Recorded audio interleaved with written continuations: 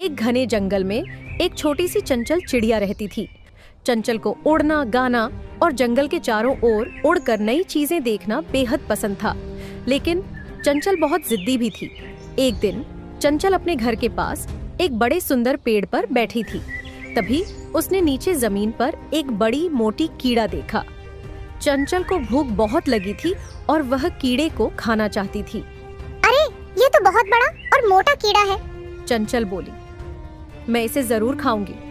चंचल झपटकर नीचे उतरी और कीड़े पर झपटने लगी, लेकिन कीड़ा बहुत तेज था।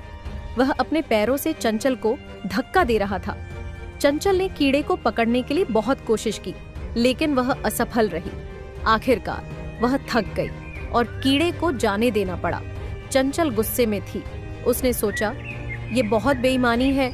मैं इतनी देर से इस कीड़े का पीछा कर रही हूँ और वह मुझे पकड़ने नहीं देता। चंचल ने कीड़े को जाने दिया और अपने घर वापस उड़ गई। वह बहुत उदास थी। जब चंचल के माँ बाप ने उसको उदास देखा तो उन्होंने पूछा, चंचल, तुम इतनी उदास क्यों हो?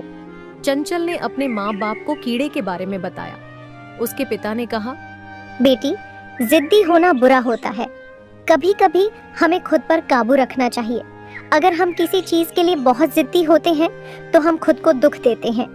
चंचल ने अपने पिता की बात ध्यान से सुनी। उसने समझा कि वह सही कह रहे थे। उस दिन से चंचल ने अपनी जिद्दीपन पर काबू पाना सीख लिया।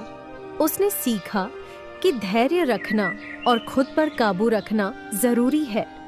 धन्यवाद दोस्तों, वीडियो को लाइक और चैनल को सब्सक्राइब करिए।